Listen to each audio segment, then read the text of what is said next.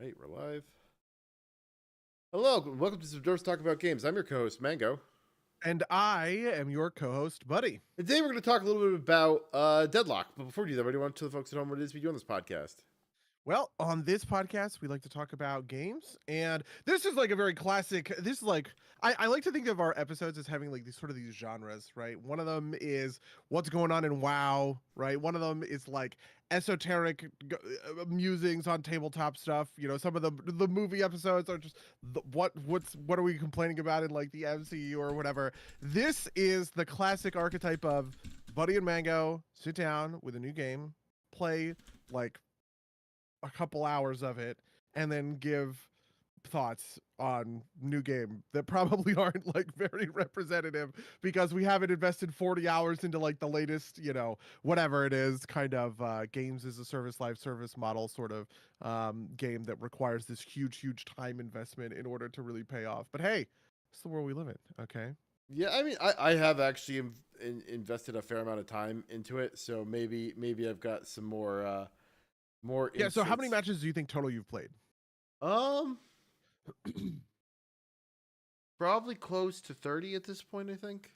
Wow, that's actually more than I would have expected. Maybe even a little bit more. No, that's probably about right. That's probably about right.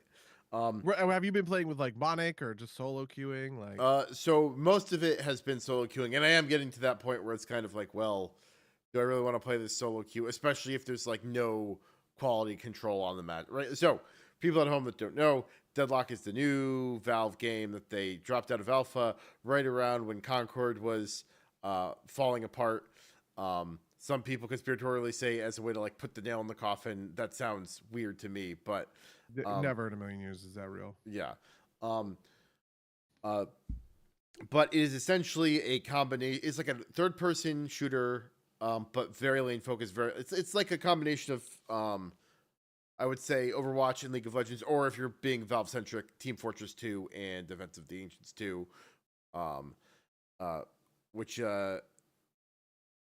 is it's it's weird how much it feels like both of them, right? Like, um, but it is such a team based game that I'm getting to the point where like it's like, oh, I live and die by my teammates because that's the way these games work, right? And Mm-hmm. like, if I don't have great teammates, or if I'm shitting the bed and not being a good teammate, then it's not as good enjoyable an experience. And I would like to get enough people together to play it as a group.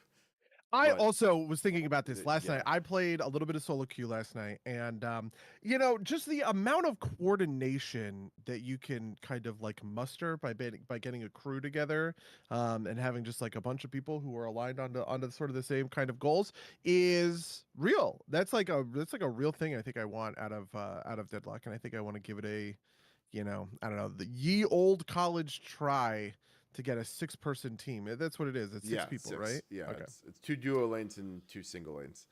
Um, Yeah. That part is very interesting to me, the breakdown of the solo. I played a duo lane with you, which went, pretty badly, but that was my first game. We were just dying a lot. But I've also played some single lanes. I basically have always lost the laning phase due to the most insane sort of like poke that I feel like I am dog shit at and my opponents are amazing at, and I don't understand kind of like why. It feels like there's some like fundamental piece of the game that I don't get.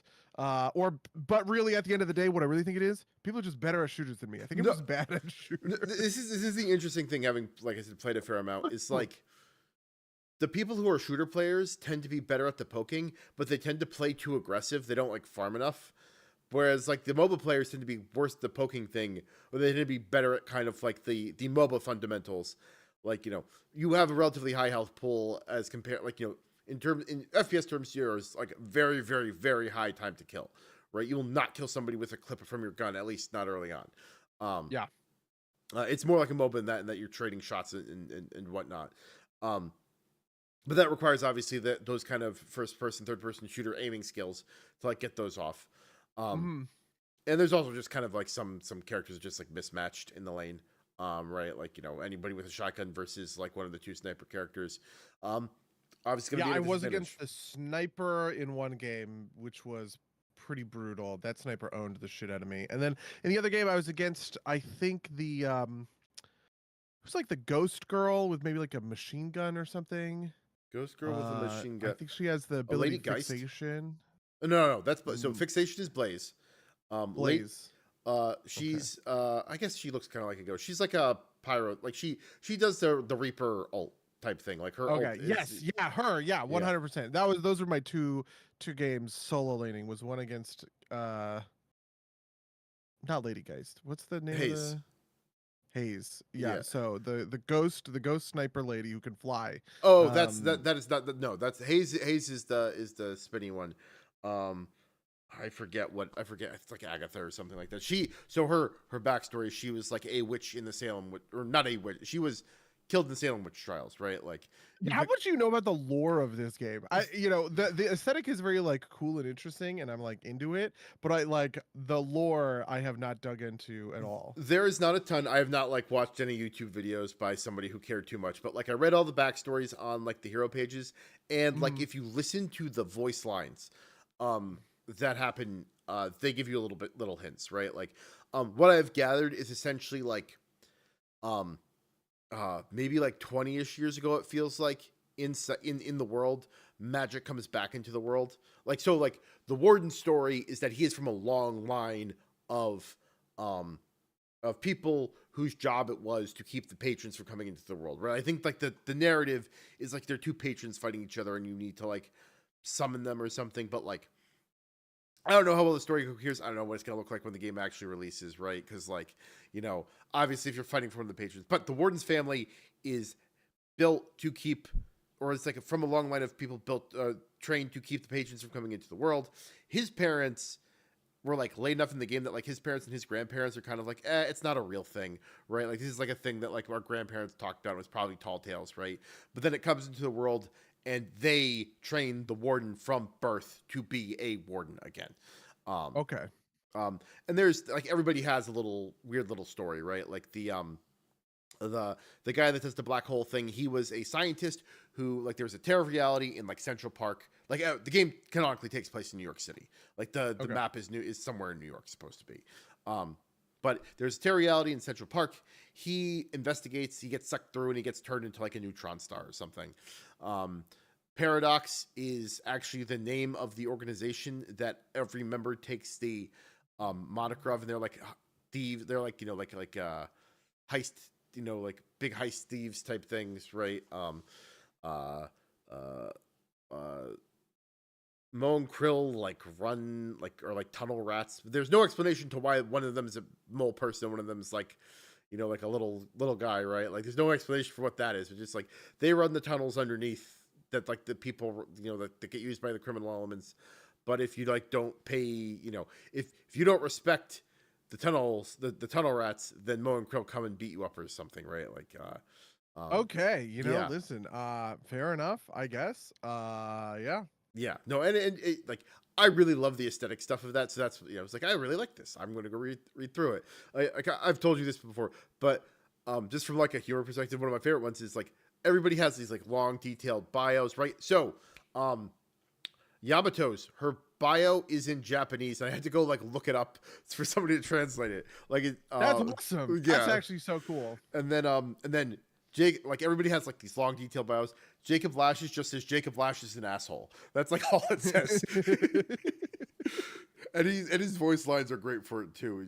Like Yeah, so I like the aesthetics, for folks who are just listening to the podcast and have never heard any fucking anything about this game. The aesthetics are that it's like 1920s art deco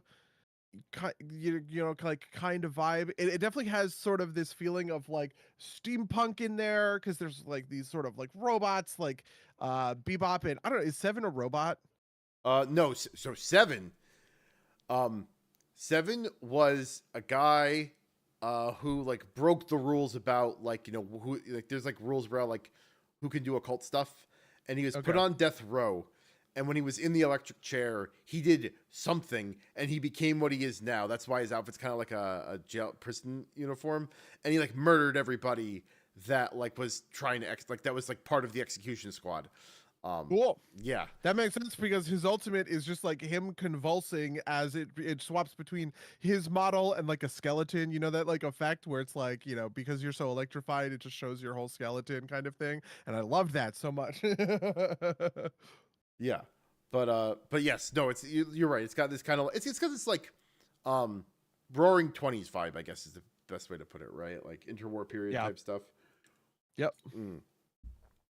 It's definitely very like BioShock pilled, which is interesting. It's almost like if they made like a hero shooter out of like the BioShock kind of game or vibe or aesthetic.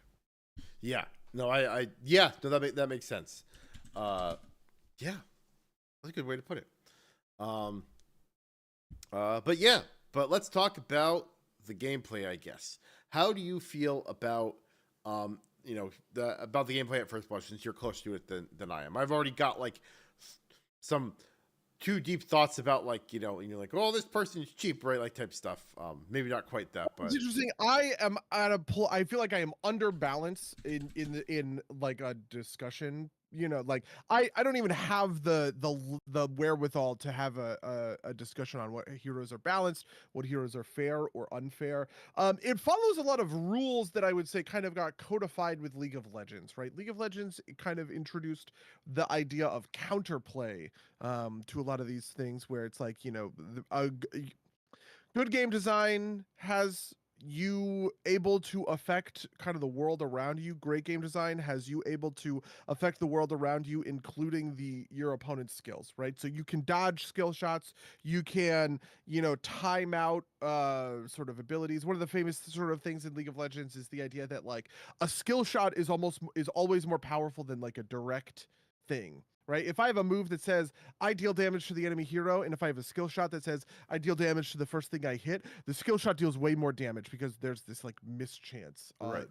on top of it. Not to say that this all came from League of Legends. It obviously didn't. A lot of this, kind of goes back to Dota or whatever. But like, part of Riot's quote unquote genius is the way that they really harnessed that feeling of counterplay to coalesce their PvP kind of aesthetic. And I think at this point, basically everybody would agree that counterplay is like a fundamental part of game design, even in PvE experiences, right? Like we would say that in WoW, you need to have counterplay to boss mechanics, right? A boss mechanic that just nukes you is bad. You need to see a cast bar, right? Or like an effect on the ground to walk out of.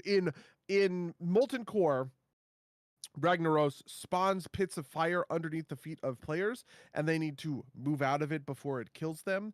In, Amir Drusil, Smolderon summons pits of lava that fall from the sky with a swirly, because if you get hit by them, right, like it like warns you, right? Like this is sort of a good way to describe that kind of change, right?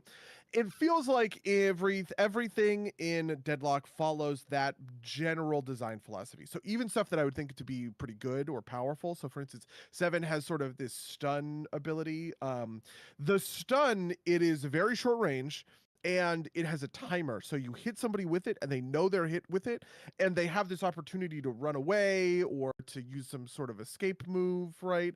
Until the stun hits. And Seven has to chase you down. That team has to chase you down in order to take advantage of the stun. This like is kind of counterplay. There's a lot of stuff Sure. that's quasi skill shots, I would say. Kind of everything with a shooter is like naturally Yeah, sort of and skill anything shots, obviously. being shot out of the gun is it's like a skill shot. Like, Yeah. yeah. But yes. And so I think that's good. That's good sort of solid design.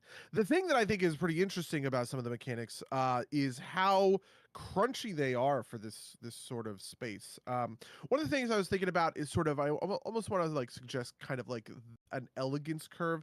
I think what tends to happen in games is they start at a level of kind of unending complication that decreases over time, and you get kind of more elegant design as things kind of get refined.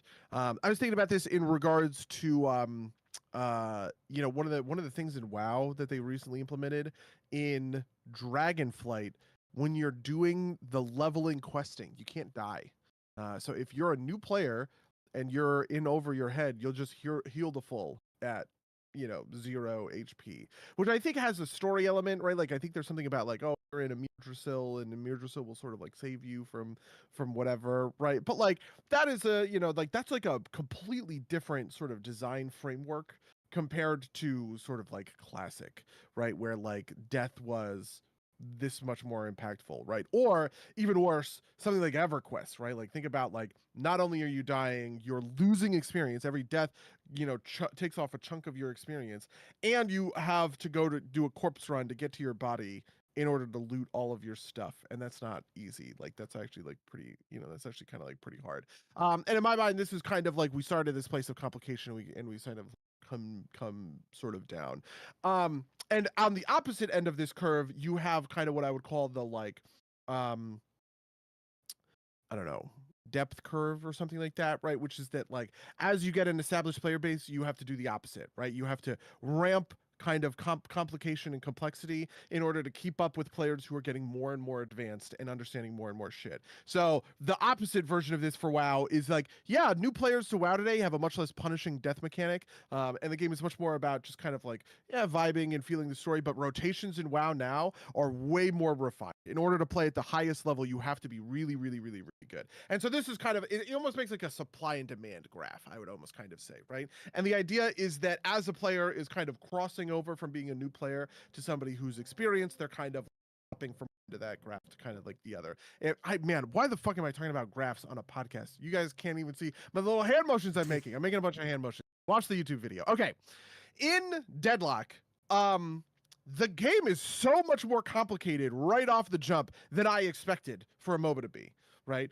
When it's come to League of Legends, we have seen League of Legends complexity decrease a lot when it comes to stuff like items and builds, right? Like you can do stuff with items and builds, right? But like at the end of the day, the shop today is way more straightforward than it ever was like years ago. Yeah, basically. I,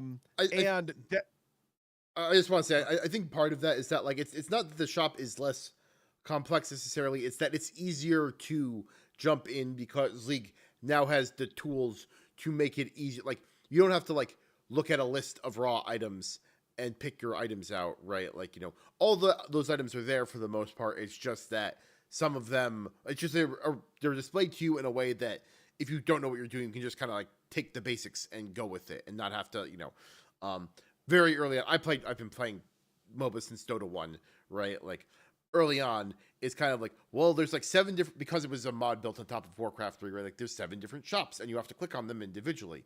And there's a secret shop that only sells certain items, right? Like, and you have to like, and there's like all this like burden of knowledge, and like League has made it better. And just to be fair to it too, right? Like Dota was always a slightly more complicated cousin of League.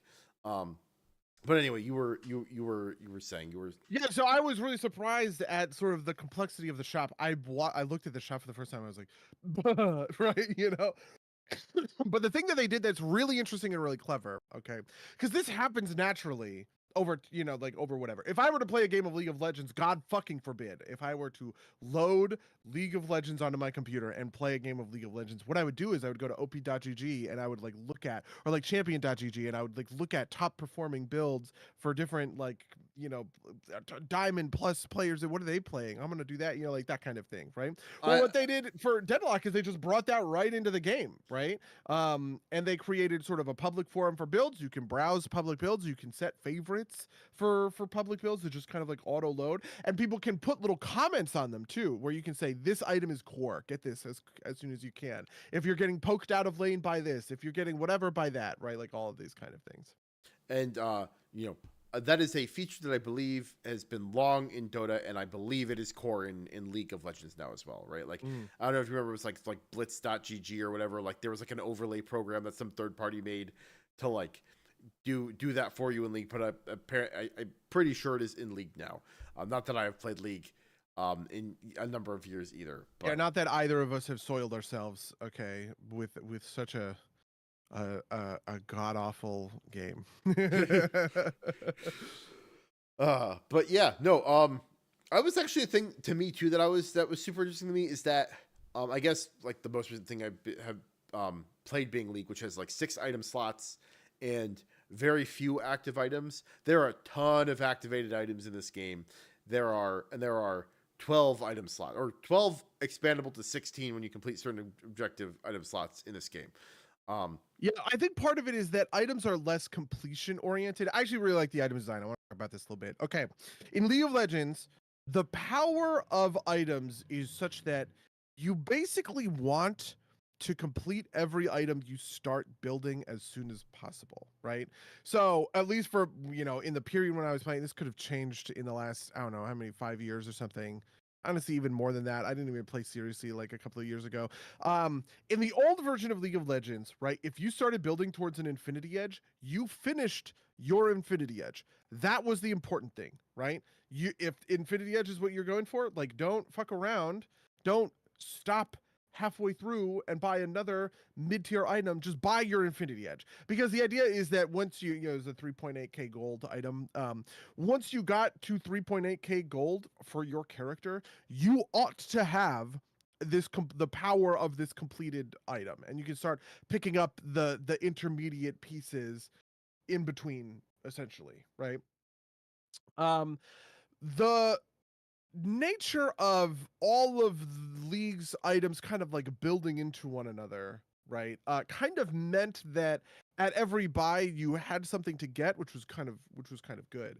But it also sort of like pigeonholed you in that way, where really it felt like League, I was just kind of tunneling to my first 2 or 3 items.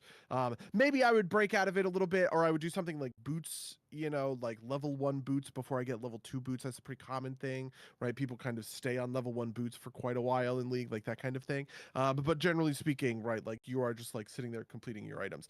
In Deadlock, most items don't build into each other. Most items are just unique and they are bespoke, right? There are some items that do. Like there's some items that you can upgrade. You get the tier 1 version, you get like the tier 3 version, right? But if you want one of those tier 3, tier 4 items, you got to buy it outright. You got to save up, and you just sit down and kind of like buy it, which means that you need more slots than the 6 slots in League, right? Because obviously one of the things about League is that you have these 6 item slots.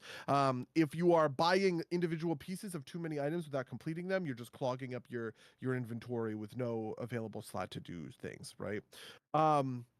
And so I was really interested to sort of see this expanded like item slots, but I was like buying like tiny little shitty 500 gold, 500 soul items to fill in some of those slots, because you need to buy stuff in the early game. And when I come back with 1500 gold, sometimes it makes sense for me to buy like a defensive item and then 2 offensive items at 500 gold each, just all at level 1. Yeah, no, and it follows a kind of classic MOBA design where like the 500 soul items are pound for pound more stat cost effective than the higher level items.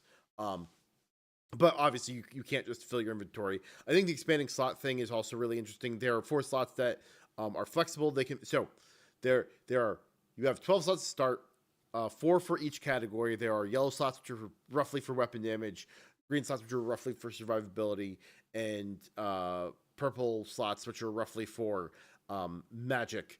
You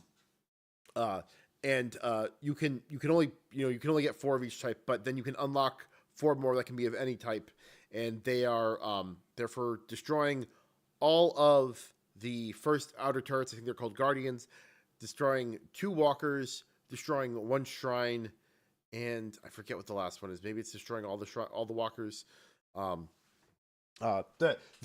order I put them out in is roughly the order that I see them usually happen in game. Sorry, my autofocus dropped out for a second there.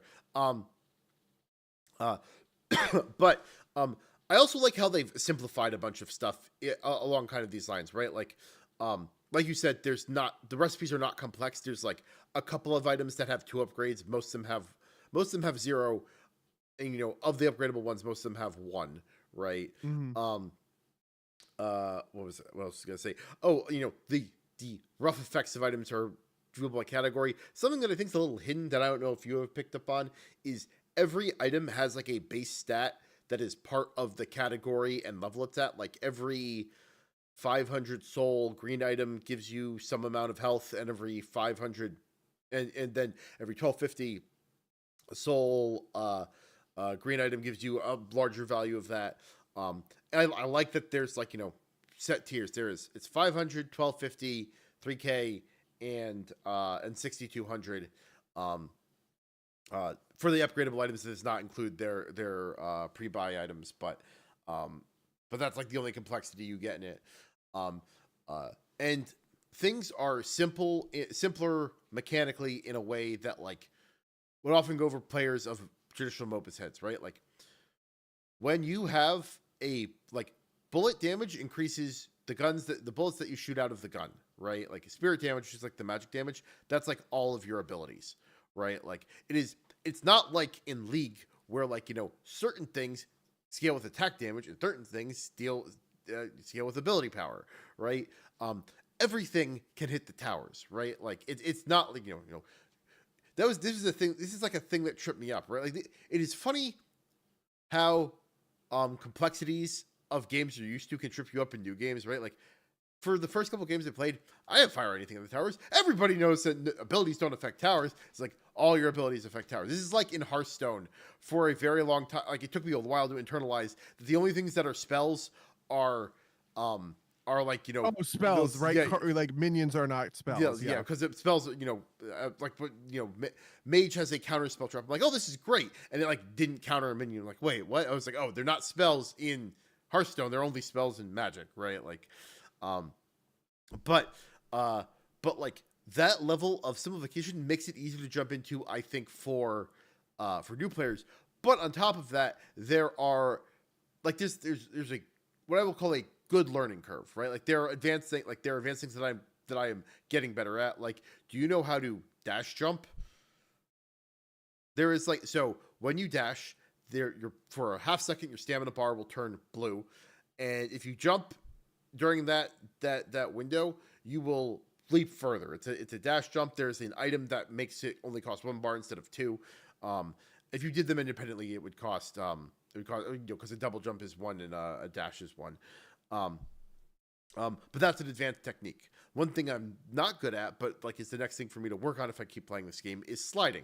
Sliding lowers your profile. This is like a classic FPS stuff, right? Like sliding is good for the game, or is good for you performance-wise. And in this particular game, you have infinite ammo while you are sliding, which is so huge because, yeah, Buddy's got a big shock look on his face, right? Because one of the things that is key for this game is that ammo is relatively limited and reload times are super fucking long, right? Like, like that. Oh my god, you have infinite ammo while you're sliding? Yeah. Holy shit! Yeah. That's like such a game changer, right? But it's hard to pull off, right? Like it's you if you are not moving and you crouch, you don't have infinite ammo, right? Like you have to actually be sliding, so you have to have some momentum or going down a slope, right? But that's like advanced play, right? Like drop, slide down, shoot shots off, right? Like, you know, maybe do a dash jump, right, to like get the extra distance, right? Because you'll catch up to people faster, all that kind of stuff. And so it is not so complicated that you can do most of what you need to do without like a little bit of learning, and then you can build on it, right? Without it being super inscrutable. I think it's more approachable than something like, say, a fighting game where like at some level you have to start looking at like, you know, numbers of frames that moves take. And, you know, at that point, like, you know, it's a level of dedication, whereas like you can, I think, ease into the curve here a lot easier, right? Like the first thing most people will probably learn is either dash jumping or how to parry heavies, right? Which is, do you know about this mechanic? I do. Melee is it's outside of my comprehension, right?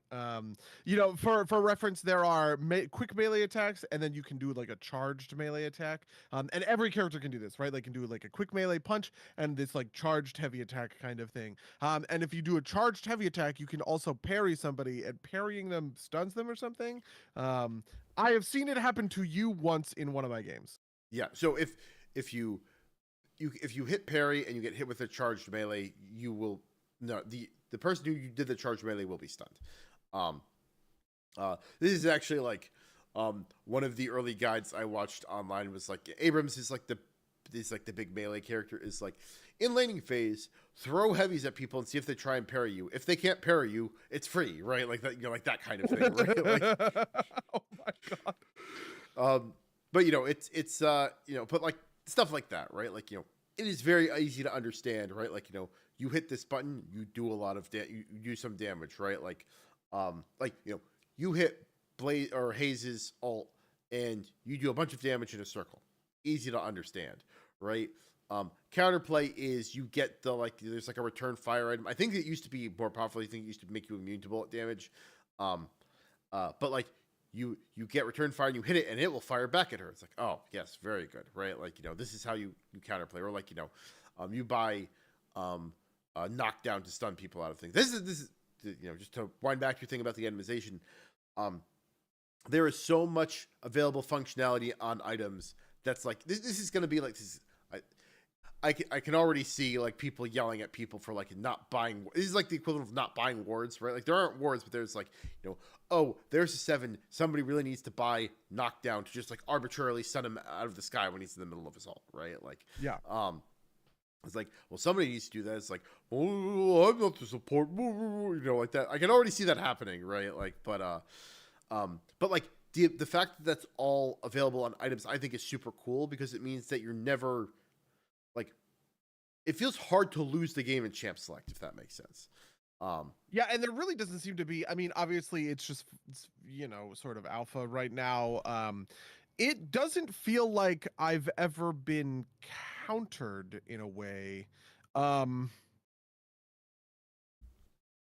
yeah, I don't know. It doesn't feel like I've been ever like countered in a way that like I really couldn't deal with. But I also think I never really chose a character who would get kind of owned in that sort of way. So I can imagine playing a very melee focused character against one of these pokey sort of snipers. It would be like laning, like Olaf against Caitlyn or something, where you're just going to get poked down all day.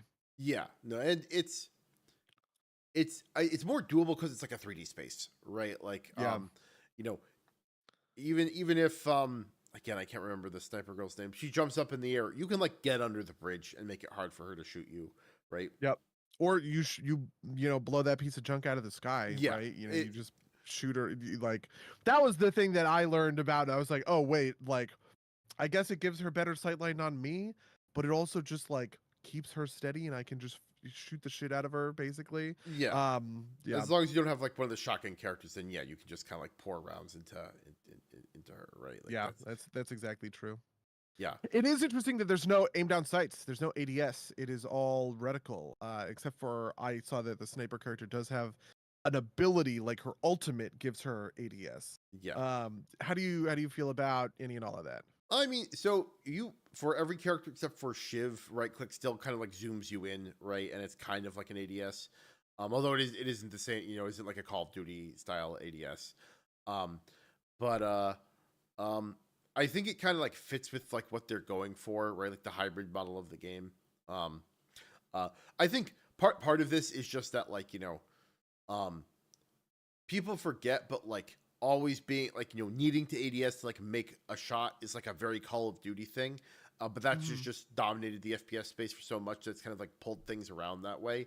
Whereas, I mean, to be fair, Overwatch is also, it's sort of famously that's like not the case. There is some level of ADS in Overwatch, obviously, but most characters don't have that, right? Like which sort of breaks the mold. Obviously, Widow can ADS, and I guess Anna can ADS. Like a couple of these very very sniper focused characters, right? Can, but most characters just you just shoot. Yeah, or it's an alternate fighter, and I will like it's not that like that's breaking the mold because like Team Fortress 2 also not heavily ADS, right? It's just that Call of Duty has been so dominant for so long that it kind of became synonymous with the genre. It is only breaking the mold in the sense that like Call of Duty occupies so much of the market share that it like set the mold itself, right? Like but yes, my kind of guilt, I've said this before, my guilty pleasure game in a lot of ways is Call of Duty. And so I have like hold right click to ADS like embedded in my brain. It doesn't work as well with this game, but it's something I've already trained myself mostly out of it. Especially because I like to play Shiv, who, like I said, has just like a standard alternate fire instead of an over the shoulder aim. Although there are characters that's important for, right? Like Bebop, he's got like a charge time on his gun's a laser, and if you hold right click, it charges the laser, so you can immediately pop it. You know. Speaking of, my brain went here because of that one game where the Bebop was just so on point about popping souls. How do you feel about the soul mechanic, um, in in the game? For people at home that don't know, traditional in MOBAs is you last hit things to get the gold associated with them. Same thing, you last hit things to get the souls, and then it also releases a little floating soul that you can shoot to get the other half. And if the opponent shoots it, they get those souls, and it gets denied. Um, then Yeah, after, I don't like. I mean, it is a it's a skill expression thing that I'm sure that there are a lot of players who are very into it. But in the same way that I don't like it in sort of Dota 2, I don't like it, and I do like kind of the way laning works in sort of like League of Legends, where it's really just about kind of like nailing that last hit. I don't love that in this game. But mostly the denial angle. I kind of like the idea that like the souls have these bonuses attached to them. And it's been fun playing on characters who can wave clear, I guess is what I would sort of say, right? So for instance, when I was playing Seven and I got mildly built, right? Seven has an ability that makes it so that his bullets kind of chain lightning to other like nearby things, which is great. You get a wave coming in, you activate this thing, and you just zap, zap, zap, zap, zap, right? It kills all of the things, and it will also arc to the things in the sky, so you can get those souls without even having to point at them, right? Like it'll just like suck them all up, which is why one of the most important items in his build is like a soul intensifier thing that gives you a buff when you hit those blobs kind of like out of the sky. But as a new player, God, is it brutal. I was completely owned when it comes to sort of souls, right? And I also think that it kind of is a little counter to the way that the not the souls mechanic works, but the sort of like reload and aim capacity really work. Because reloading is not quick and efficient, it takes a really long time. I find myself pretty commonly where I will kill a minion and then go to shoot the thing, and then I'm reloading for 3 seconds, and I just watch that orb get stolen. I'm just like, and I understand that I got to be, like better with my clip, and there is stuff that makes clips better and all the rest of it. But boy, those are like the big feels bad moments of this game, of kind of like true friction from a bad player, essentially. yeah, and I think to your point, I think that's the point, right? I think the kind of like true skill expression of this game is that like managing your clip such that you have the last hit and then you have the ammo to be able to pop the soul. I actually Yeah, I also, is it a last hit? It seems like if I just hit the minion and then it dies in a couple of seconds, like it dies like 3 or 4 seconds later, you still get the soul, but like the actual orb is the last hit. Is that right? there is a fudge factor. There are two things here. There are two different things here. There's a fudge factor. I don't think it's 3 or 4 seconds. It's like half a second. I think if you hit early, Okay. if it is about to die, it will stick around for their like half second that you can smack it and get it. That the other creeps won't end it for you. Yeah, Um, I did a little testing along that level. Like one of the things I did was the wave came in and I just hit all of them once, to sort of tag it. Like I was like, maybe it works like that. Like you tag it like a mob in World of Warcraft or something. That did not work, right? But it did seem to just sort of like work if I like empty if I'm emptying a clip into a minion, and then I run out of ammo right before dies, but then it dies because it's fighting another guy or whatever, right? Like I got the souls, and I was like, oh, that's neat. So I guess the fudge factor is really what it comes down to. Yeah. yeah. The other half of this is that after 10 minutes, none of the souls are in the last hit. Everything is in the actual escaping soul. Um, yeah. Oh, Yeah. I did not know that actually. Yeah, no, these are things that like again, it's an alpha, so I'm not gonna like blame Valve too hard for this, but it's a thing that needs to be like tutorialized a little bit better. Um, Yeah, that is really interesting, especially because like one of the things I thought was pretty complicated, was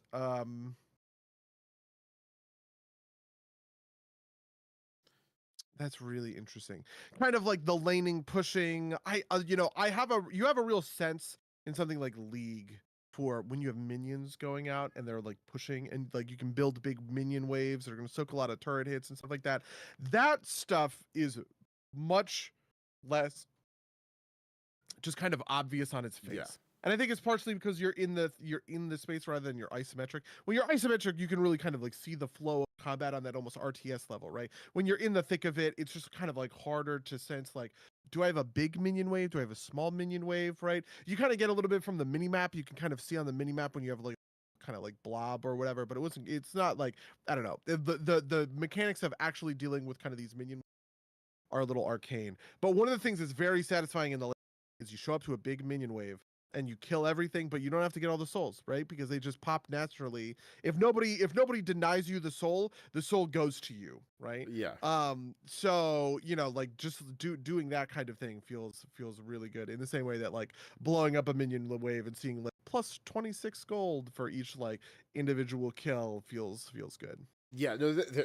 There are even there's a couple more nuances when you're in the laning. Like 10 minutes is like that laning phase demarcator. When you're in that phase, you'll get full value will go to everybody in the lane. But if you're past 10 minutes, you'll get split between the people in the lane. So there's kind of like, stealing farm kind of aspect there. At the higher levels of play, because of course there's somebody running a tournament already, even though the game's, 4 weeks old and like still in alpha. People are finding ways to like, run between lanes and get both lanes worth of souls, to like, fuck with the game economy. And apparently they've done some like apparently there's already been some tuning about like when the waves come out to make it harder to do that. But it's like it's like one of those water finds a crack thing, right? Like, the competitive players are figuring out ways to abuse that to get the extra edge there. What is your feeling about like the competitive? Like, is this a game that tickles your competitive fancy, or is it just kind of about exploring this kind of like game space, right? Like, would you want to play ranked Deadlock? Oh like I can imagine this being the new game I get into screaming matches with my so-called friends about. Again, like this could be my like my toxic competitive game, right? Like in that way, like I can feel. I hope that as a older and wiser and kinder person, like that maybe I would I'd be better about it. But like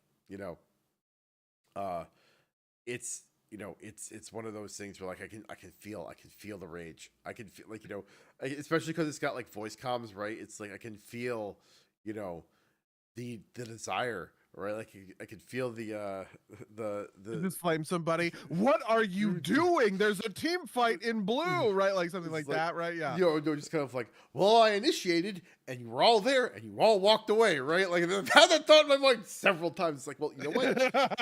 I'm keeping off a voice, right? Like and there's not great communication, and it's hard. It is less obvious in a third person mode than it is in it's like. And it's like, this is why I want to play it with people, right? Because I can be like, I'm going in, right? Like, on my initiator characters. Because as is the grand tradition with all of these games, I play way too ham, right? Like, I overextend, I stay too long. But like, it'd be great if I could be like, hey, back me up as I'm going in type of thing, right? Yeah. Actually, that rolls into another thing I wanted to talk about, which is, something that I am bad at that I need to get better at is that the game really like it feels like the game kind of like it gets to like the midpoint and then it's just kind of like rolling team battles, but it really shouldn't be that because like if you don't farm, you like just fall behind so bad, right? Like I regularly will like be winning laning phase and like be doing good into the mid game and then look up and then do a bunch of this rolling team fight stuff and look up and be like, oh, I am lowest souls on my team. I really need to go like farm some souls. Yeah, that's a really interesting thing because it reminds me a little bit of Here's the Storm, which I famously really like that game, right? One of the things that's really fun about Here's the Storm is that the laning phase is very short. Heroes of the Storm games they're built to be 20 minutes rather than kind of like the 45-minute sort of like League affairs, and Deadlock is also in that kind of like 30 to 45-minute kind of like range, right? The laning phase in Heroes of the Storm is maybe like 5 or 6 minutes. And then pretty quickly you just kind of the objectives spawn on the map. you group up with your team and it's just rolling team fights kind of like all the way down. There's a little bit of stuff when it comes to like farming for experience and like pushing. You can do a little bit of stuff when it comes to split pushing, but like the nature of the game being very objectives based, right? Here's the Storm is almost always a game where it's a game where essentially you win the game by like doing dragon and baron all the time, right? Like is the best way to put that in kind of like League of Legends kind of terms.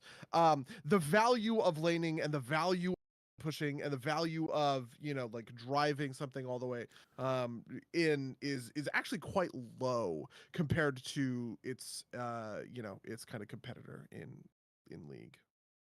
Yeah. Sorry, what was the thrust of that again? I thought I was following you, and I'm sorry. What did I say?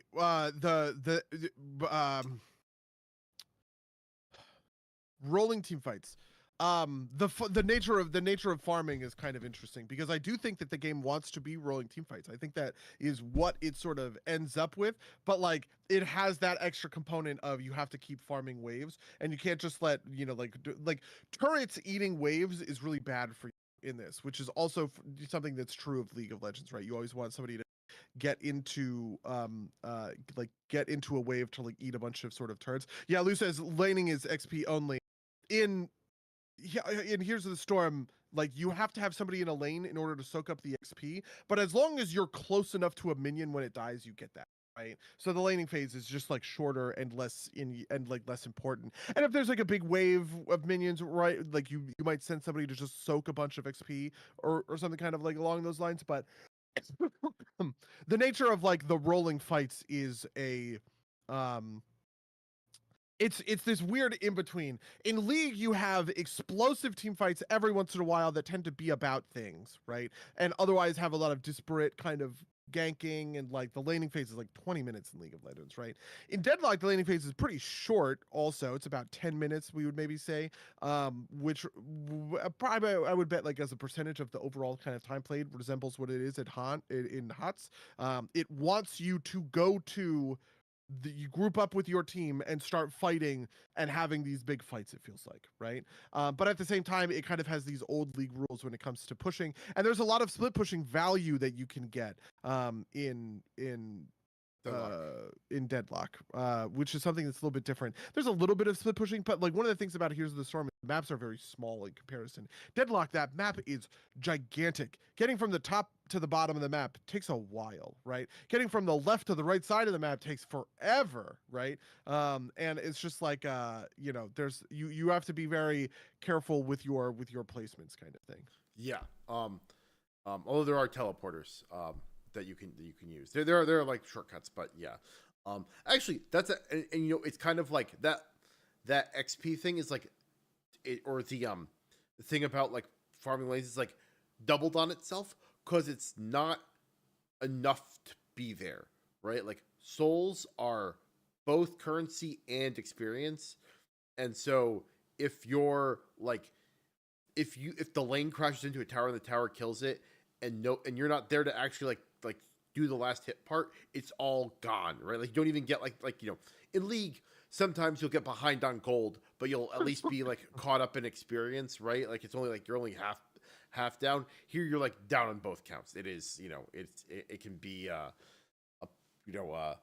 pain. It can be a pain when you look up and it's like, oh, I am like 10k behind in souls. That is like absurd, right? Like that is like there's also, it feels like less value to running down a lane in the sense of like there's a lot of value to busting towers, but the nature, I guess I would say, of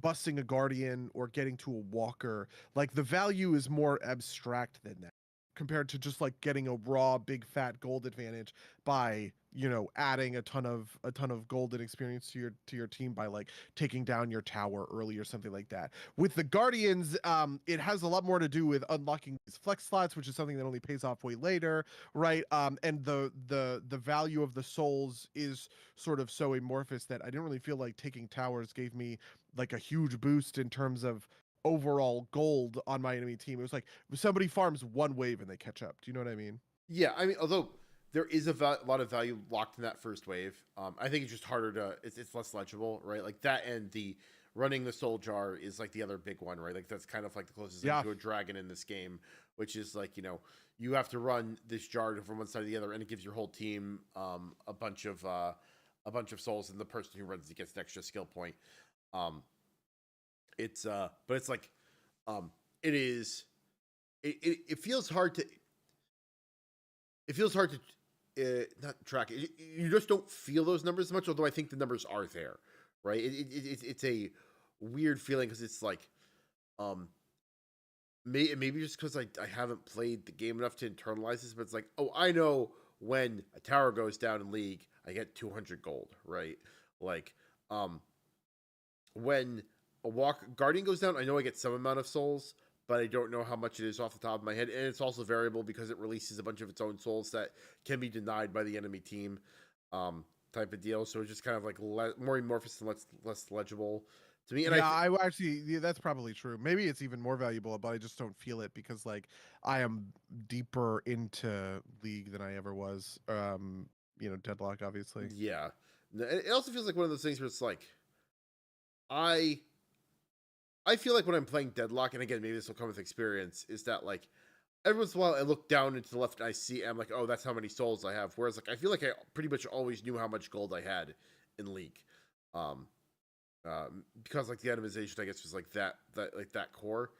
I don't know. I guess because there is more room for skillful expression of gunplay in this game, because it has it, right. Yeah.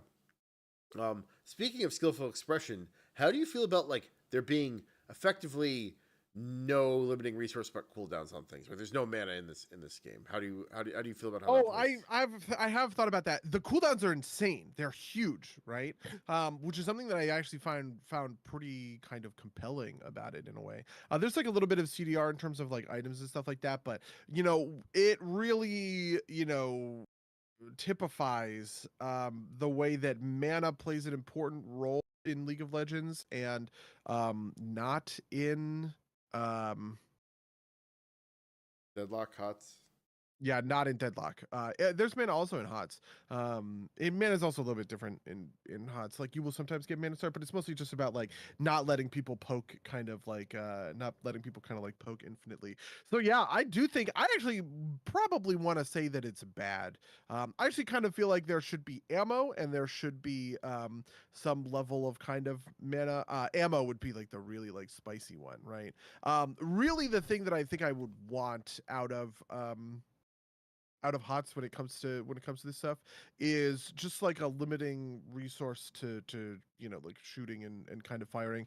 I feel like part of the like you could give somebody enough ammo for like 10 clips or something like that, and they could farm maybe like NPCs drop clips, like that would be something. You're encouraging these sniper poker characters to come into melee on the minions that they killed and pick up the extra ammo. That would be something that you could maybe design into the game. Or you could design I don't know, like the chest things, wherever those little like guys are that you break them open. Sometimes they have stuff in there. It's like, oh well, maybe I'm gonna walk away from lane and I'm gonna break open these chests in order to pick up some stuff. I feel like that's like an important, I don't know, like an important aspect to any one of these sort of titles.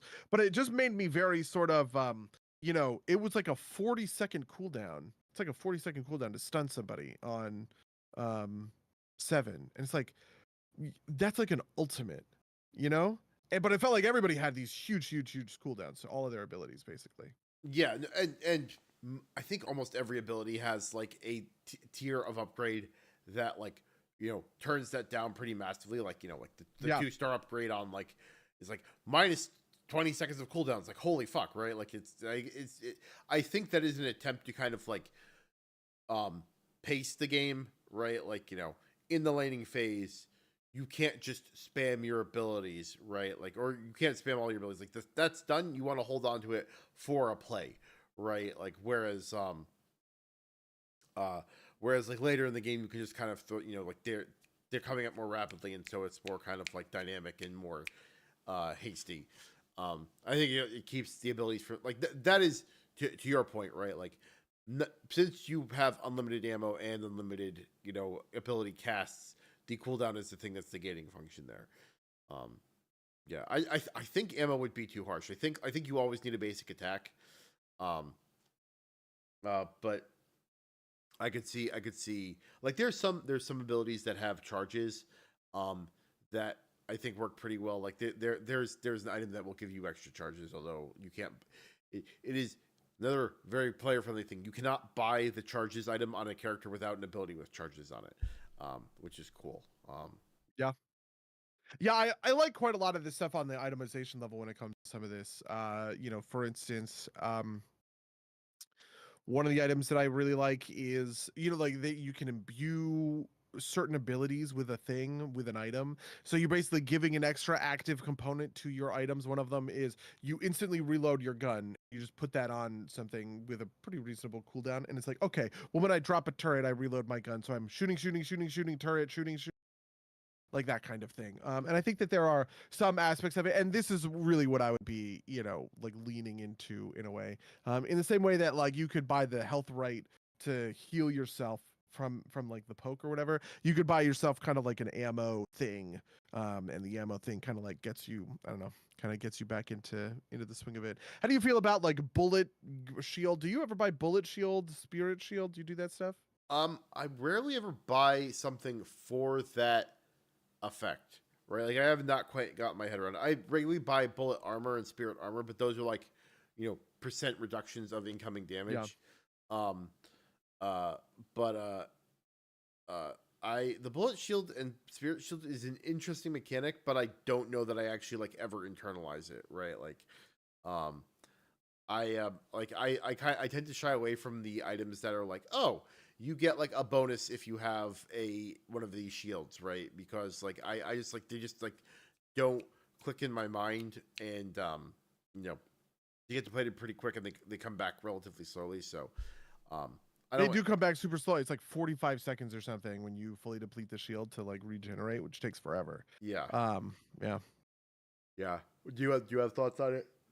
I don't know, it's part of the core for 7. They always tell you to get it. And I feel like it's because 7 actually wants to get pretty close. The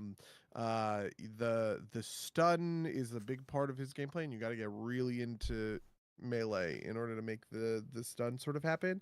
Well, So maybe that has like a piece of it, but I feel like 7 actually wants to like move between the two zones, which is a very shield good, right? Like if you're always Yeah. in melee, like in Abrams, you want health because the bullet shield never has a chance to regenerate, right? Yeah, true. But 7 bounces back and forth, right? Like his electric shots and his shock orb, those are longer range abilities, but his stun and his ult are relatively close range abilities. So like shield seems like he's the only character I feel like that has like that kind of like, you know, far and close gameplay that I've played any amount. Whereas like most characters either like far away where like, you can utilize the shield to like drive the one item, like the items that will give you bonuses if you have a shield up, right? But and give you a little bit more survivability, which is probably because I think it's like more cost efficient than raw health. Yeah, I mean because I'm always going for the shotgun thing on 7, like that's your poke essentially, right? Because you're just hitting minions, and if somebody's out of there, they're taking a bunch of extra sort of chain lightning damage, right? Um and that stuff is pretty interesting, I guess I would say. But Yeah. Are yeah. do you have you done your own build yet? I have one build that I've built for Mo and Krill. But I have mostly been going with public builds. Yeah, I've only ever been going with public builds. The public builds are sort of like obvious in a way. I feel like if I got in, I would get better at understanding situational stuff. It feels like there's a lot of situational stuff I would want to be like opting into all of the time. In the sense of like banshees or you know, like guardian angel or something like that, right? Like some of these situational items, once you have your core 2 or 3 that you opt into. But I don't know, I haven't found that. I'm not at that place with the game yet, so I feel like I'm just sort of deferring to the experts a little. Yeah, well, my big thing is that like most characters I will pick up healing right early because like the one guy I watch I think his name like Monodoc or something. I will go look him up in the back half to tell people if they're interested. But he's like his view on it is like, if it can get me 250 souls worth of value, I will buy it because it's 500, and if I just need to get rid of it, I get 250 back, right? So like, if it keeps me in the lane and gives me 250 souls, it's worth buying the healing right. It's like, that's one of those things where like, I think healing right is an underutilized item, or at least I don't know if it's underutilized, but it's under put in guides maybe. And the sprint boots I think are just like so key, because like you said, the map's pretty big. Like being able to like run around, very, very important, at least in my opinion. Yeah. Well, what's your overall, like thing about Deadlock? What's your where do you stand? I really like it. I will probably keep playing it. Like I said, I'm at the point where like I might be like, I don't know if I want to play this without other humans that I know that I can talk to. But I might be in this for the long run. I really enjoy it. Wow, that's pretty high praise, I guess I would say. Yeah, I mean, I really feel like it's like, could you find a group of us who will like get together and like sit down and play for a night? And that's the thing. That's like the test for Deadlock. I feel like it's like, okay, it's Friday night. Nobody's doing anything else. We're all gonna get in a Discord call and play like 4 hours on end, like it's a land or something. Yeah, and like it has for the moment taken most of my Street Fighter time, right? Because like that's like the slot it's slotting into is like my competitive game slot. Yeah. But yeah, for people at home who are curious, the name of the YouTuber that I follow is Marco Style, who has been doing Deadlock content recently. And he is where I have gotten some of this like more advanced knowledge about like, oh, this is how like the souls things break down. I have watched enough Deadlock videos on YouTube now that the algorithm is starting to suggest more Deadlock videos to be like ones that I think are less like, that are like a little bit more clickbaity, a little bit less thoughtful, like what to do if lose lane, and it's like McGinnis with like a wall face, right? Like yeah. Yeah, I remember that when Overwatch was out and we were playing a lot of Overwatch. I remember watching these that were just like such baby, like dumb. And I got to this point where I was like, oh, you stand behind your tank and shoot on like every character. You know what I mean? It's like, oh, wait for your whole team. You want to push with your team. Don't split up, right? Like don't overextend. It's just like all of that kind of advice that I feel like we've all just sort of internalized after playing through the 2010s of gaming. We're playing all this much and stuff like that just like ingrained a bunch of kind of good habits by force in us from playing these competitive sort of games. Yeah. Yep. No, that's there's always a new generation of gamers that needs to be told like basic stuff, or like casual players, right? Like somebody who discovered for the first time that they can play video games and actually care about the outcome, right? Like but yeah, that's an hour. Do you want to talk? Do you have any other thoughts you want to throw on before we get to our weeks? Nope, that's that's it. Listen, let's figure out. We'll like make a night to play Deadlock. Okay, we'll try and get everybody together. Get the old crew back together. Lou, are you in? Get the old crew back together. You want to hate everything? Sent Lou on camera. Well, I sent whatever the invite thing in the bottom corner is. I sent one to Lou, so it could happen. Okay. We could lose a lot. Okay. You could get very angry like we used to back in the good old days. Yeah, flame the shit out of each other, okay?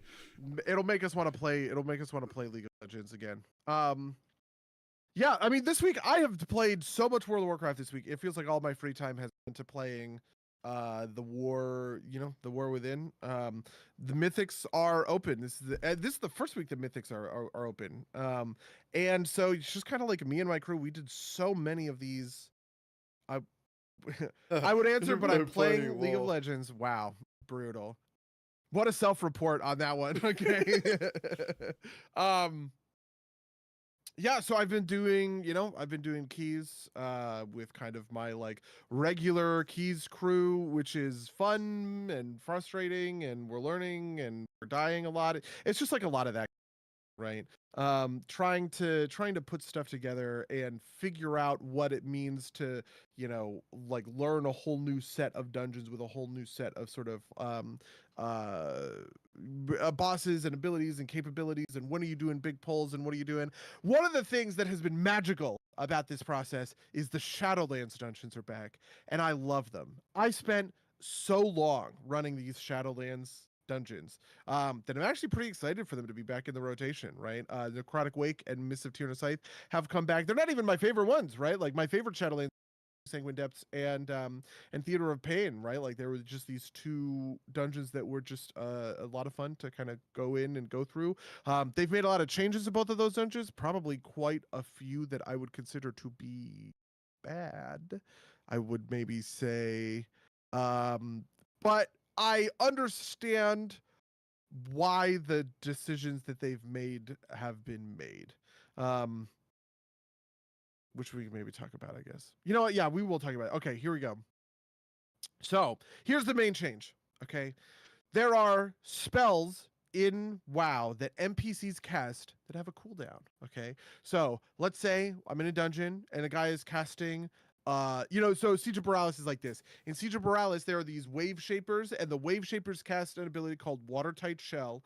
Watertight Shell is a shield that they place on one of their guys, and when the shield expires, it stuns your whole party for like 3 seconds, which is really bad, obviously, right? Everybody getting stunned, a big AoE stun is super bad. So what do? Well, you interrupt Watertight Shell, right? In the olden days, you had what were called stops. And stops are not interrupt, but they are hard CC. So a stop would be something like Shockwave or Ring of Peace to knock people out, or Leg Sweep. These are like simple sort of stops. And you have AoE stops, right? So the value of AoE C is to do a big stop to stop everybody in a group from casting all at once, kind of thing. Um, the change that they made is that stops no longer place the NPC spells on cooldown, and they used to. So what used to happen is when an important spell was being cast, you could cast Shockwave. Or I'm sorry, let me back up. The value of a stop is it will interrupt casts that you don't normally want to save your interrupt for. So if I'm coming up to a pack and it has some casters, and the casters are just spam bolting, whatever, web bolt would be like the Nerubian version of this. It's like Delves or something, right? They're just going to cast web bolt. There's no cooldown. It's not particularly threatening, right? But like it is going to just keep chunking you for sort of your health. AoE stops allow you to interrupt casts of web bolt without spending a true interrupt on it, right? Because you want to save your true interrupt for Watertight Shell, essentially, right? Now the change is that stops no longer put Watertight Shell on cooldown. So if you stun a mob, it's going to get out of its stun and just keep casting its dangerous spell. You have to do a true interrupt in order to put that spell on cooldown. And that's been a controversial change, because what happens now is one person goes to interrupt and the other person goes to use a stop, and the stop hits first and the interrupt gets wasted, right? You blanket your shockwave. My shockwave hits everybody, and it makes sure the Watertight Shell doesn't go off. But as soon as the Watertight Shell comes out, the Wave Shaper comes out of stun, they're going to start casting Watertight Shell again, and now I don't have my interrupt, or somebody else on the team doesn't have an interrupt to like that kind of thing. That's like a really weird esoteric sort of design consideration, but it is it is a thing. It's what we're dealing with. It's led to a couple of wipes, and we got to get good at it, which I think is neat. I think it's a good change in the sense that stops were too powerful. At the end of sort of Dragonflight, we were really sort of revealed that, boy, just like Shockwave is just such an insane thing to be able to be able to just AoE stop all of these casts or whatever. But it does have that unintended thing of, well, when somebody stuns a mob right when you go to interrupt it, you blitz your interrupt, and that sucks so bad. Well, that makes sense. I can feel that. I I don't do as much group content. I've been doing a lot of delves. Delves are great, and I don't have to worry about anybody but myself. So Have you done 8 for the week? Are you doing all 8 to get all hero tracks? I have I don't know. I don't know what the actual numbers are, and I think like I looted it, but like I didn't like my third slot on the delve slot is still at tier 1, which doesn't make any sense to me. Um, somehow some ways where the slots fill out don't make sense to me. Like one of my raid slots got bumped up to heroic, even though that doesn't make any sense. I'm pretty sure that happened off of a delve in a way that wasn't supposed to happen. Like maybe it came off of Maybe it came off of Ansurek. Ansurek. Which one's Ansurek? The queen. We killed the. Oh wait, were you? I not wasn't there. there. I wasn't there. Oh yeah. That was on Thursday. I guess. Yeah. Last week, and this was for last week's vault. I think it comes off of. I think it came off of a delve somewhere. Don't came off of Zach Fear or whatever his name is. Like when he popped up in one of my delves. Yeah. I don't know. But you know, I have 2 slots at top tier right now. I might push to get a third one tonight after we finish recording, but I'm happy enough with where it is. I've also been like cleaning up story quests, right? Like I kind of actually hate this warband thing because like I still get exclamation marks, but like I don't actually hate it. It's just like from my perspective, it's like, you know, I don't have to do this. I did this on Beauregard. It's like, but the exclamation point's still there. It's just dimmer, right? It's like, no, I'm gonna need to do it again at some point, right? Like it's gonna annoy me. I do think there is a filter for that.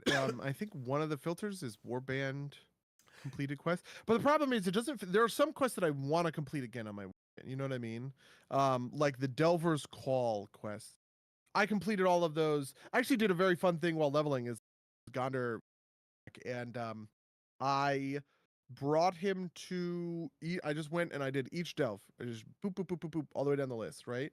And I did all of the Delver's Call quests, and those quests give so much experience that when I turned them all in, I was like 78. Like Nice. I already was like almost all the way done with sort of leveling. But part of that is also I have 580s at this point, so my alcoholism has truly kicked into gear, I guess I would say. Yeah, I mean, part of that is you get like a bonus with every, like you get like an XP bonus, right? Like with every stacking, with every 80. Yeah, so I think it maxes out at 25%. So I think Okay. I have achieved the maximum XP bonus of 25%, which feels, I guess, kind of like good. I leveled like a bunch of characters really aggressively. I leveled all 3 blacksmiths in the first basically 2 weeks of kind of the expansion. But yeah, now we're rolling. But yeah, holy shit, yeah, you were not there for our answer kill. That's kind of wild. Yeah. On Thursday. Fair enough. Yeah. No. So I'm very interested to talk about that these sorts of these fights. I don't know that I think the Palace is a good raid yet. Some of the fights are kind of complex in a way that I think are maybe bad, but I don't really know. I don't really know how I feel about it. There are some mechanics that I kind of want the team to get away from. One of which is like dispel something on an important thing. I kind of hate that mechanic at this point.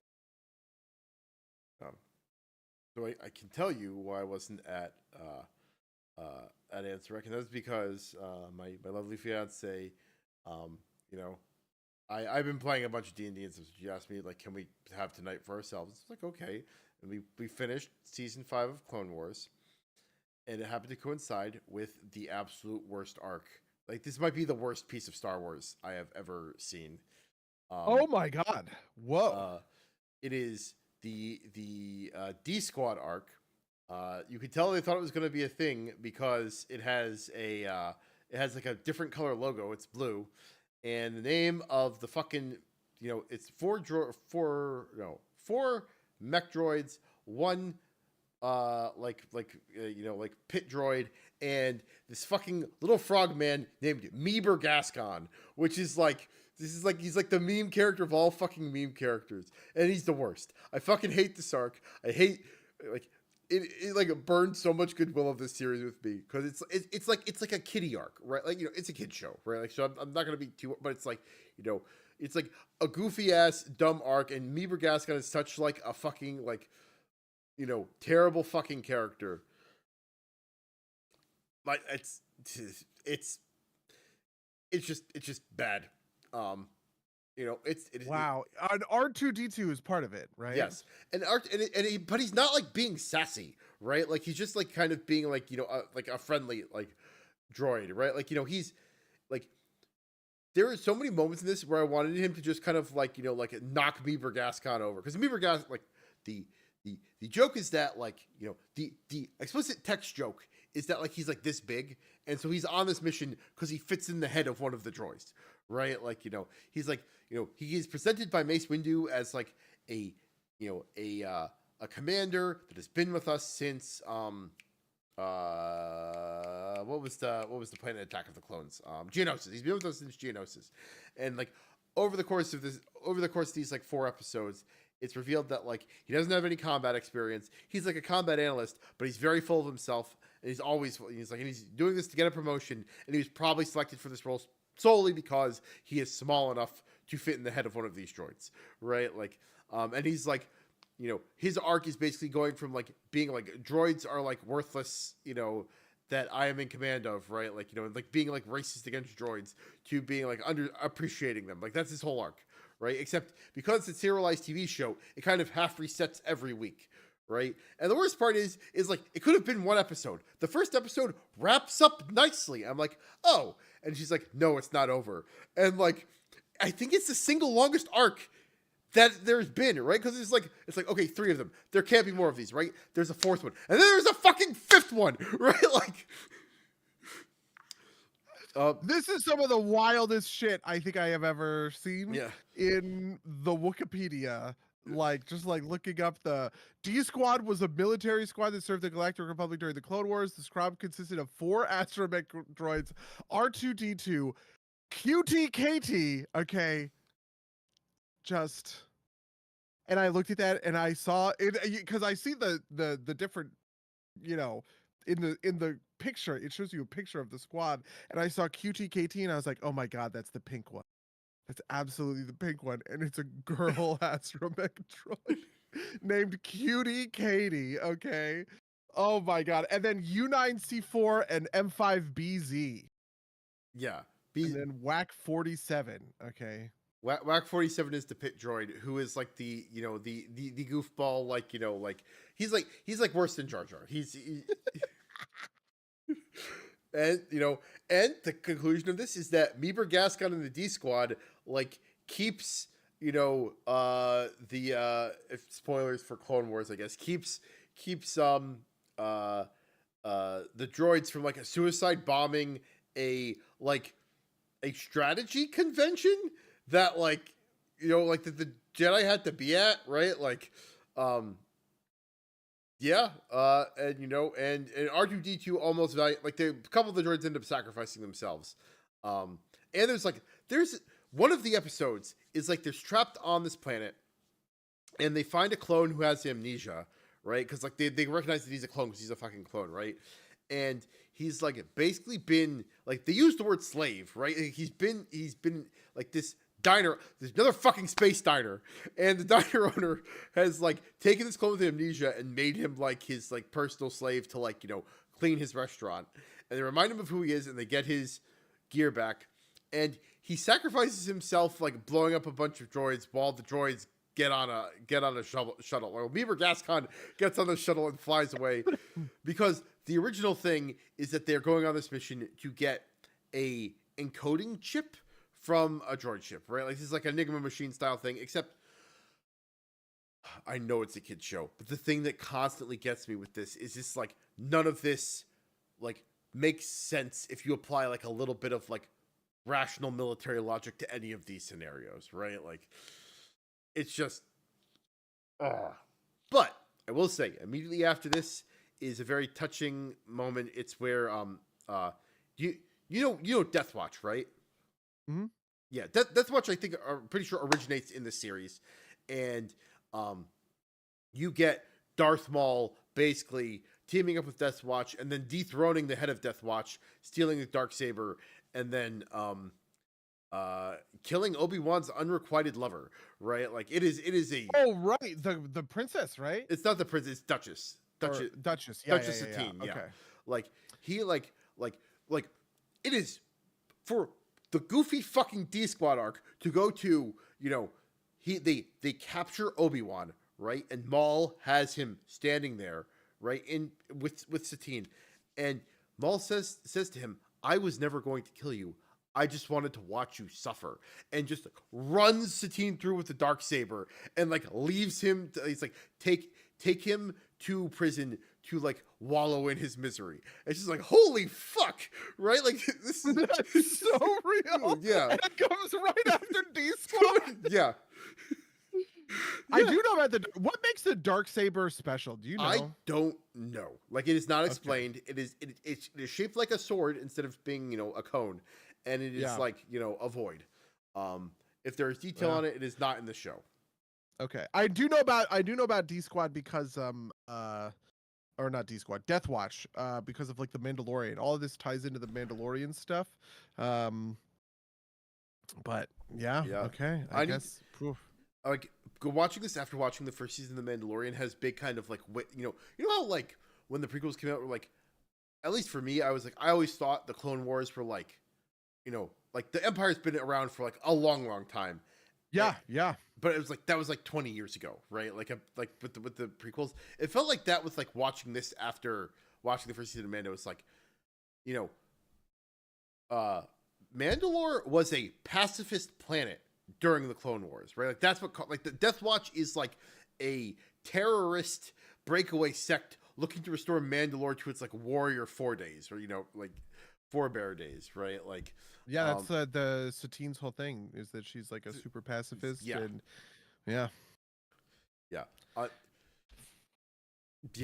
No, I mean, it's also like, you know, like I think I mentioned this before. It's got some like weird shades of like, you know, 2007 era politics, where it's kind of like, you know, the bankers, or like, you know, like corruption, right? Like just like as kind of like buzzwords without really like explaining it. But yeah, that's interesting. You know, because have you been tracking any of the stuff with the Acolyte? Like the Acolyte got canceled. I saw it got canceled. I also saw I saw the fucking stacking lightsaber. I was like, that's cool. I will watch it just to like see that stacking lightsaber. Because I thought like, yeah, it's funny because you sent a video to me, right, that was like what even is a Star Wars fan anymore these days? And I have been thinking a lot about this question. I was like, what is, you know, like, because I feel like I have broken up with Star Wars, right? In true Patrick H. Willems style, he conceptualized his sort of relationship to Star Wars as like a real relationship, right? That he has broken up with. You know, he has broken up with Star Wars, right? You know, he and Star Wars are just going in different directions. And it's a lot of how I felt, right? Like I really liked Andor. The last Star Wars thing I feel like I have consumed in the last like 3 years that was like meaningful in you know, kind of like in a real way. And I've just been thinking a lot about like, what do I even Star Wars? Like somebody told me about the Acolyte. Somebody just kind of like gave a high level sentence pitch. It's like, oh, it's a murder mystery set in the old, it's not quite the old Republic, but like, you know, prequels, like before the prequels, and it's a murder mystery about a Jedi and the Sith or something like that. And I just kind of, I don't know, I feel like I want to care about it, but I just kind of can't. And how many of these Star Wars shows have come out about after that have been in a similar vein? The Book of Boba Fett, right? The Mandalorian season 3. You know, Andor is really the only. Yeah, the Obi-Wan show. I watched that show, and I actually quite liked that show. I think that show was great, right? That show was really like built for me, and it did a lot of stuff that like I personally cared a lot about, right? It explains how, you know, why Leia knows Obi-Wan Kenobi, you know, and all of whatever, and it explains sort of, you know, not that these things needed explaining, but it sort of explains this feeling of the big twist. I'm going to spoil this show if you don't want to be spoiled on Obi-Wan, a show that ends in exactly the way you fucking expect it to. The final bit of Obi-Wan is he fights Darth Vader in this like crazy rock labyrinth thing, and Darth Vader, as played by Hayden Christensen, because they fuck up like the voice coder, you know, like Obi-Wan like slices his thing off, and so it's Anakin's voice coming out of the Darth Vader mask, which is a great effect, right? Says, you know, Anakin is dead.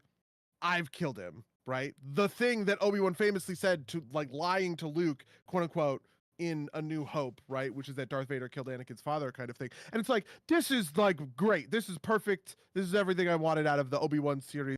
But he's done it like in a transformative way. It was just sort of in a fan service. It's sort of a better version of Solo. Solo is like filled with this kind of like bullshit, but like for the bullshit that I don't care about, right? Oh, how Han Solo gets his name, how he gets his jacket, right? How he gets the Millennium Falcon, why there's the little fucking hole in the Millennium Falcon's face. Like, none of these things matter to me, right? But the line, you know, Anakin's dead, I killed him, from Darth Vader, that's like a meaningful line with a lot of emotional weight that matters a lot to the story. I care about that, right? Having Leia have a connection to Obi-Wan, right? Outside of just, you know, the vague memory of Obi-Wan and whatever the guy's name is, whatever, Organa. Bail Organa. Yeah, that Obi-Wan and Bail Organa kind of like fought together. But no, actually, you know, Leia and Obi-Wan interacted when she was a kid, kind of thing. Like, that's a great pitch for a show. Like, I'm on board for sort of all of this, but none of that is transformative. None of that pulls me back into the real sort of like universe of Star Wars. It was just like a little bit of a pit stop, and I basically immediately forgot about it after, right? Whereas like you know, when I was deep in like the prequels or even sort of the sequels with like The Last Jedi and stuff, I was like into Star Wars. I wanted to know everything. I was hooked on every kind of aspect of the universe, and I don't know. I am in that weird Star Wars place. The one thing I have found myself wanting to do with Star Wars is play the Respawn games, Jedi Survivor and Jedi Outcast. Have you played other games? Have you thought about those games? No, I've thought about them, but I haven't, you know, haven't gotten around to it. Yeah, no, like you, I've kind of fallen off my love affair with Star Wars, but I'm actually curious if you have a spare moment to go watch some of this Clone Wars stuff, because I have heard it described that, like, you know, Dave Filoni makes the prequels better, right? And I don't quite see it, but the way Caroline puts it is that it makes the bromance between Obi-Wan and Anakin a lot more real. It's weird because, like, you know, like the joke, like the in-group joke for the people who enjoy Clone Wars is that, like, Dave Filoni doing backflips and bending over backwards to make sure Anakin never encounters Grievous, even though he's a major character. Like, I know. Yeah. I think it's actually a good, because like Grievous, I feel like you see, like, he is like this big. I remember, at least at the time, right? Like, he's this big marquee villain, and he like dies almost immediately. And you don't get a ton of him. You get a lot of characterization of him in the Clone Wars. But the other thing about this is weird. It's like Anakin has a Padawan. It's Ahsoka, right? And like nowhere in the movies, and like, you know, just kind of like the fact that it is a little weird that she's not mentioned at all. But like the end of the 5th season is like, she gets accused of murder effectively, and she's like being set up by basically one of the subplots is that, like, the Jedi are kind of, this is one of the things that I am not sure how I feel about the story of the show, because like the story of the prequels is that, or at least as pertains to Jedi, is that they are too stoic and too stodgy. And their inflexibility is ultimately what causes, like, Anakin not to be, you know, like, them not to be able to deal with Anakin, right? Whereas the prequels seem to be a little bit more like it's not that they're stoic and stodgy, it's that they are a little bit too beholden to politics, right? Like, they're too beholden to the politics of the Republic, and that is ultimately their undoing. Like, what happens with Ahsoka is that this murder happens, and they are not willing to stand up to the Senate and keep it to be an internal matter because some clones end up dying. So the Senate demands that, like, the Jedi Order expel Ahsoka so that she can go on trial in front of the Senate, and they do it over Obi-Wan and Anakin's objections. And then at the end of the arc, she's proven innocent, and they invite her back into the order, and she says, "No, I'm leaving," and she leaves. And that is, it also provides a convenient reason as to why she isn't, involved in, Oh, Revenge why of she the... doesn't get purged? Yes. That is how she Whoa! avoids Order 66. That's actually kind of neat. Yeah. Yeah. And also why she isn't in, Revenge of the Sith, right? Like why she isn't like a relevant player in Revenge of the Sith. Wow. Okay. Yeah. That's wild. Oh, is all of this in the Disney Plus season? Yes. Wasn't there? Okay, so this is the Disney Plus season you were in? No. So this is, I think the 5th season is the Netflix season. Oh, okay. Yeah, I'm sorry. Yeah, this- I just remember they did the Cartoon Network seasons, and then it got picked up afterwards, Yeah. right? So that's what this is. I think the 5th season is the Netflix season, and the 6th and the 7th seasons, which came out recently in like 29. Like, so 5th season comes out. Those I think were the Disney Plus ones. Yeah. And so we have not started those yet because those are Okay. That is after we just watched the first episode right before I came down here. The first episode of season 6 of The Sopranos. Oh wait, what happens to the first episode of season 6? Is it drama? Yeah. So the main plot point, or the I think to me the central plot point, is Tony spending a lot of money, and Gene, this kind of like guy who's been around for a little while, like he's like one of the sub, like the sub guys. He wants to move to Florida, and Tony doesn't let him. And the end of the episode is him hanging himself, which is fucking a brutal fucking scene, right? Because it's like hangs on him for like a minute while it's happening, right? Like You know what I watched this weekend that ties into this a little bit is The Penguin. I actually watched both the Batman, okay, the Robert Pattinson movie. That movie is really good, actually. Watching it a second time in sort of the comfort of my own home. I've sort of talked about this before. A lot of my value of movies a lot of the time is, how do I feel about it on the first watch? How do I feel about it on the second watch? What is the delta between these, right? So for instance, I actually quite liked episode 7 when I saw it the first time. It was only when I saw it the second time that I really hated it. And I was like, ooh, The Force Awakens is actually bad, right? And a very common thing for me was these Zack Snyder movies is I watched it the first time and I'm a little kind of like, wait, what's going on? But then I watched it the second time and you kind of already have the plot in your head and it all just like clicks together and it's great.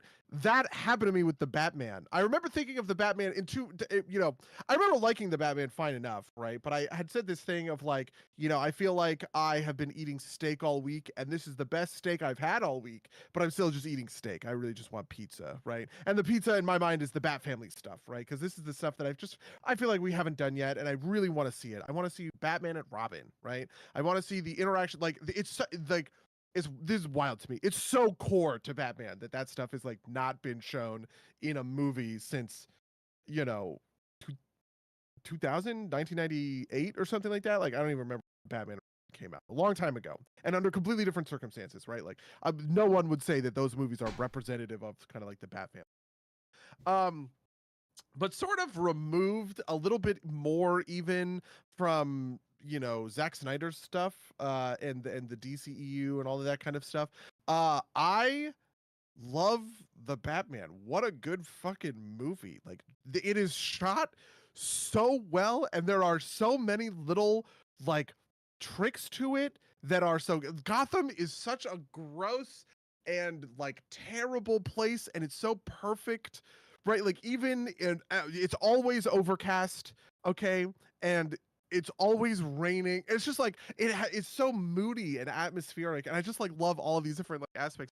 And so they brought that, and so The Penguin is starting on HBO. This is what I wanted to watch, right? Colin Farrell reprises his role as the Penguin, and it is basically just like The Sopranos, but with like these Batman villains references all over the place, which is so wild to me that's where we're at, right? Like it's probably so much of this is because of the accent. The Penguin has a really put upon sort of New York kind of accent to the way that he's talking about everything, right? And it just puts me in that Sopranos brain so directly.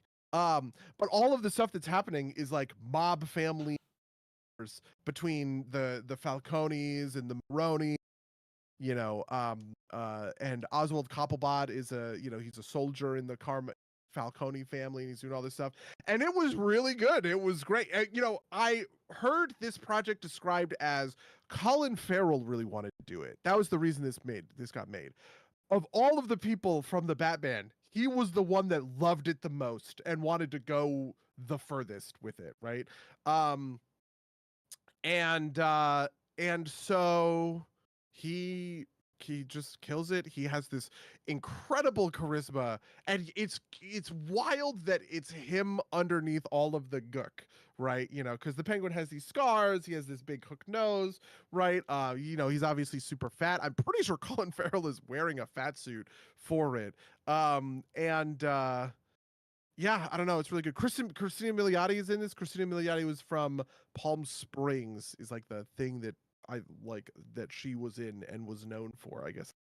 Um, and She's amazing, and it's amazing. I'm so surprised at how good all of this is.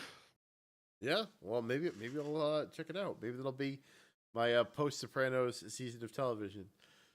We'll see. Yeah, we'll see how good it is. We'll see how good it is, because I don't know. It was just like wild to me watching those two movies, those two like kind of like back to back, and seeing it. I wonder, like Matt Reeves obviously has to be like involved. I wonder if he's show for the Penguin. Created by Lauren DeFrank. Okay, well, whatever. Fair enough.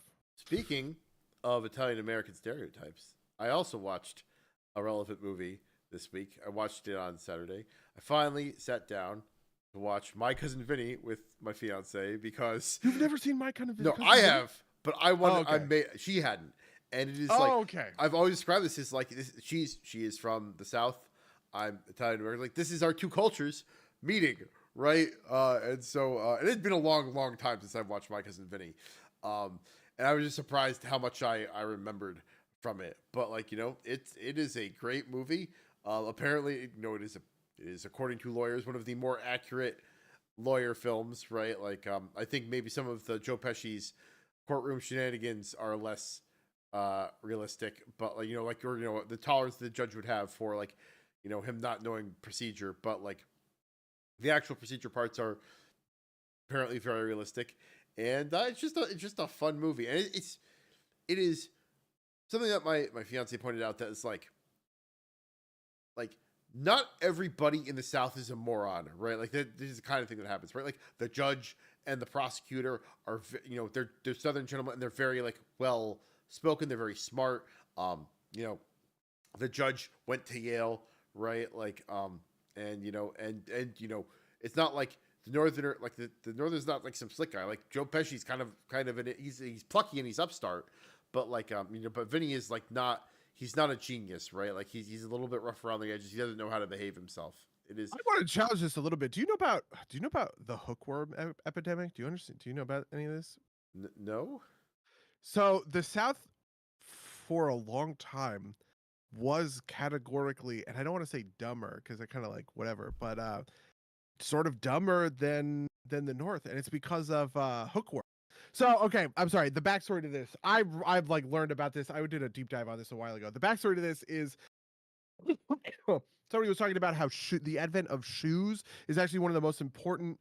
People don't ever think about this, but the advent of shoes is one of the most important kind of like sort of public health things that happened over the course of America, right? For instance, Gettysburg was fought over shoes. Like one of the reasons that Robert E. pursued the Union Army to Gettysburg was trying to get a shoe factory to keep like if he could have kind of burst through, he could have essentially looted this shoe factory and gotten a bunch of his soldiers who were not wearing shoes, right? But anyway, one of the reasons for this is hookworm, which is it's a worm that lives in the ground, right? And it has these sort of hooks, right? They're very small. And then when the foot steps on it, the hookworm latches into the foot and then like slithers in, okay? And one of the things that happens with hookworm is they get embedded in your brain and they reduce your cognitive function over like long periods of time, right? So if you're walking around barefoot and getting infected with a bunch of fucking hookworms, right? You are sort of like cognitively impaired, shall we say, compared to sort of like other people, which is theoretically in kind of like a scientific term, maybe where like the expectation of the old, like stupid Southern yokel you kind of like comes Sure. from. But it also keys into a bunch of other stuff, right? One of the advents of or one of the one of the things about like the advent of shoes is just that it increased. I don't know, it was a bunch of stuff about shoes, but one of the things about it was hookworm. So I don't know if that's real or whatever. Like maybe I mean, I'm, also, my cousin Vinny but takes place in like I think the 80s, right? Like, so it's yeah, sure, I do understand. That's absolutely fair. It is not, like people who had shoes in the South in the 80s. Yeah, yeah, yeah. you're right. It's actually That's it's where not. that's where the stereotype like Yeah, theoretically kind of comes yeah. from. No, I think it's I think it takes place in the year it came out, which is like 92, right? Okay. Yeah. It was funny because it is a movie that is younger than me but older than my fiance. So it is. It, Whoa, that's a weird thing. Yeah, Yeah, fair yeah, enough. That's a yeah. weird thing. No. Right in that like sweet spot, those couple of kind of things. So Yeah. my fiance's cousin is in college now, and I met her at a family function. We were talking about stuff, and she's like a brain rot, Gen Alpha type, right? Like we're talking. She's like she's younger than 9/11. She's younger than Salad Fingers, right? Like, and I was just like, oh no. I cannot know memes that are older than a person, right? Like that's not like a thing that can be real. Because like she knew what Salad Fingers was, and I looked it up. And it's like, yeah, it came out a couple years before you were born. It's like, oh Jesus Christ! Like I've never. That's like one of the things that made me feel the most old that I've ever felt. Yeah. When I moved to LA, I met I met somebody who works in the game industry. I met his kids. His kids were all little kids. They were like in elementary school. Two of his kids are in college, and one of them is in high school. And I was just like, ooh. Oh, that one's painful. That one really gets me. That one really hurts. No, it's when you start realizing that like, you know, what is Skibbity Toilet Riz? Why does everybody care about Ohio? Right? Like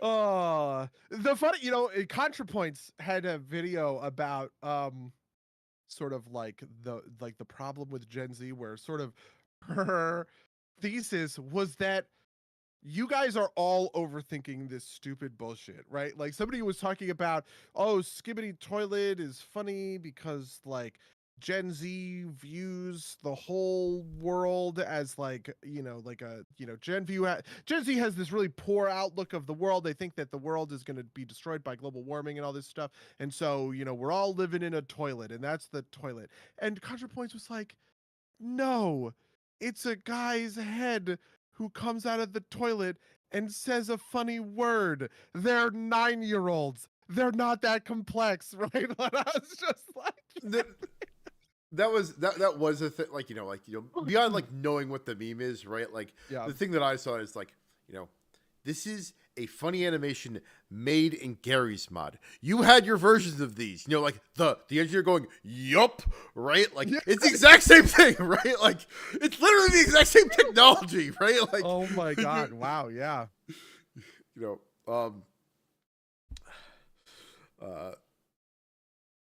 But yeah, no, that's, yeah, my cousin Vinny to Ohio, I guess. I don't know.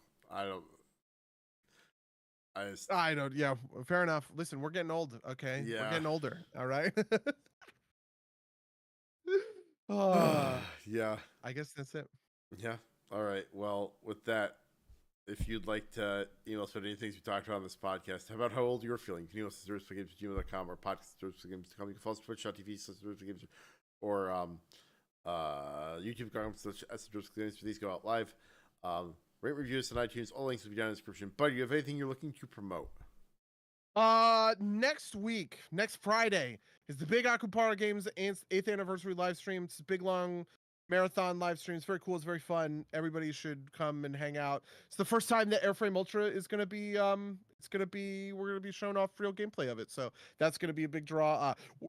One of the things I'm doing, you might actually like this, is we're doing a Q&A panel. I'm getting a bunch of my the developers who've worked on Akupara games together. We're gonna do a big panel, answer questions from kind of folks in the chat, answer questions about like the game sort of development process from a bunch of I don't know, I guess I'll call them sort of like indie game hopefuls. So I don't know, that stuff would be what I'm looking to promote. There you go. Yeah, and also Thank You We're Closed got a release date or whatever. Oh, yep. Cabernet, Sorry We're Closed got a release date. Sorry We're Closed coming out November 14th. Cabernet is coming out October 24th. And Rain World The Watcher is coming out on March 28th in 2025. An anniversary. Oh my god. Nice. Guys, did you know that that's the anniversary of Rain World? Oh my god. Like Say, are you going to be able to finish Cabernet in time to play Veilguard, in time to play Sorry We're Closed? Yeah, I know, for real. What's your feeling about Veilguard? Do you care about Veilguard? We played Inquisition, right? I played Inquisition for like an hour and a half total. Really? Yeah. But like I watched Boomstick Gaming do a preview of it. I was like, I might give this a look. See, right? Like it looks neat. I could also bounce off of it, but you know, who knows? Yeah, I want to get sucked into it really bad. I remember really loving Inquisition when we played it. This was from the beginning of the podcast, right? That was 2016, right? That was probably my game of the year that year. And Veilguard is sort of wild to me because of how quiet it is for like the game that it is. But I think it's a good, when I talk about sort of indification, right? Like this is sort of the thing that I'm right. Like Veilguard isn't competing with Final Fantasy games anymore, right? Like it's competing with like Sea of Stars, it's competing with indie games, my games, right? And I don't know, we'll see. I love Dragon Age. I'm super interested to see where Veilguard goes, and I don't know, all the rest of it. Yeah, well, we'll see. But with that, I'm going to say until next time, dear listeners. Until next time, loyal listeners.